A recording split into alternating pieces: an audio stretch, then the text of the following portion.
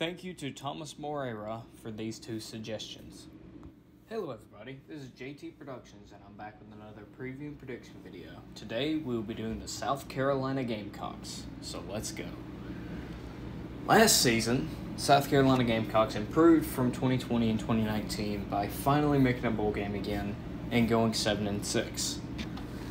They went 6-6 in the regular season, 3-5 in the SEC, and won their bowl game against their northern rival, North Carolina, 38-21.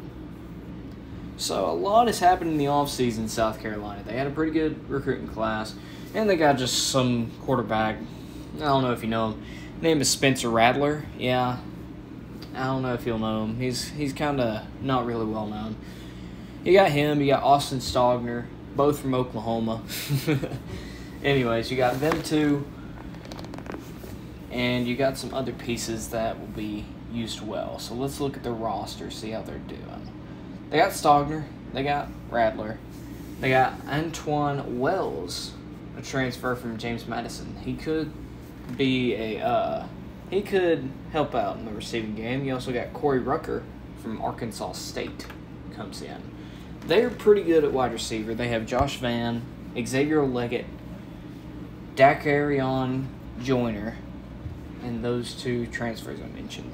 Tight ends, Austin Stogner and Jelani Bell will be good. Running backs, you got Marshawn Lloyd and then Christian Beal-Smith, who's a graduate transfer from Wake Forest. So I think that offensively they should be fine. The lines of scrimmage are really what they need to work on, which they got some talent on the offensive line, some seniors and some juniors, which that can bite you in the butt if your seniors are not really that good. That can really not help your case. Defensively, they're pretty good. They have Jordan Birch, Zach Pickens that are holding down the defensive line. Jordan Strachan, I don't know how to say that last name, redshirt senior transfer at linebacker. Sherrod Green, Brad Johnson, linebackers. Darius Rush, R.J. Roderick, Devonnie Reed, graduate transfer from Central Michigan, and Cam Smith, nickelback. He could have a breakout season this year. So the roster is pretty good. Shane Beamer is a good coach. I'll give him that. He's a really good coach. I like how he's bringing up South Carolina, even though South Carolina is really not my favorite team, not even close. So, how does Athlon Sports say that they've been recruiting? So, South Carolina, according to Athlon Sports, over the past 5 years, it's 28th overall in recruiting. 26th this year, 79th last year, 19th in 2020, 21st in 2019, and 18th in 2018. Those three last ones were all Will Muschamp's recruits. So, I mean, he's done well with what he's had to work with, Beamer has.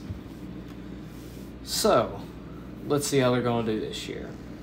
South Carolina starts out the year against Georgia State, and they're not Tennessee, so they're not going to lose to Georgia State. So that's a win. That's 1-0. Then they have a couple of hard games. Couple of hard SEC matchups to start out conference play. At Arkansas and then Georgia at home. There's a chance that they could win both these games, and there's a chance that they could not win either of them. There's also a chance that they could split them. I just don't see the talent of Arkansas or Georgia slipping up against South Carolina, especially with Arkansas at home and Georgia. The only time Georgia's lost to South Carolina was when our offense was absolutely putrid under James Coley, and we just made so many mistakes. So I think you lose both these games to start the season 1-2. Then you play Charlotte at home and South Carolina State at home. Those two will be easy wins, easy non-con games. So now you're 3-2, going on the road to Lexington. This is going to be a close game, I think. Spencer Rattler, honestly, Spencer Rattler at the beginning of the season may not be at his best just because it's his first time playing against the SEC in conference play, not in a bowl game like he did against Florida in 2020. So I think I think Kentucky gets the win just because of the experience of Will Levis and Mark Stoops and that defense. So I think going into your bye week, South Carolina's 3-3. Coming out of the bye week, you have a big matchup against Texas A&M. You have not beaten Texas A&M since they joined the SEC back in 2012. But I'm just feeling it this year. I think that you win in Williams-Brice Stadium. I think Shane Beamer gets a marquee win against A&M to get you back over 500 at 4-3. Then you play Missouri at home, and I think that's a win. Then you're at Vandy. That's definitely a win. So what are you, 6-3? 6-3 at this point? Yep. 6-3. Then you go on the road to Florida. Even with Vandy's home environment not being the best, back-to-back road games are always difficult. I think you drop one at Florida. I think that Florida's going to be wanting revenge from last year when y'all blew them out at home. So even though Florida may not be the best this year, I think that they get the win. So you are 6-4. Then you play Tennessee at home. Tennessee's going to be one of the better teams in the East. And I think that offense is going to be too much for the Vols. For the Gamecocks, I mean. And I think you dropped another one at home. So you're 6-5 at this point, going into the Palmetto State rivalry against Clemson.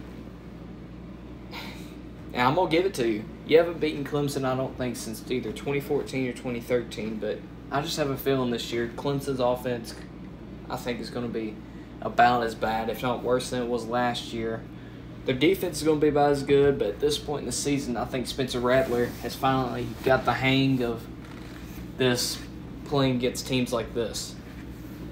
Now, if Spencer Rattler can't get the mental stuff going, then it could be a difficult year for South Carolina. But I think I believe in them. So I think that they go 7-5, make a bowl game, and have a chance to have an 8-win season for the first time since 2017.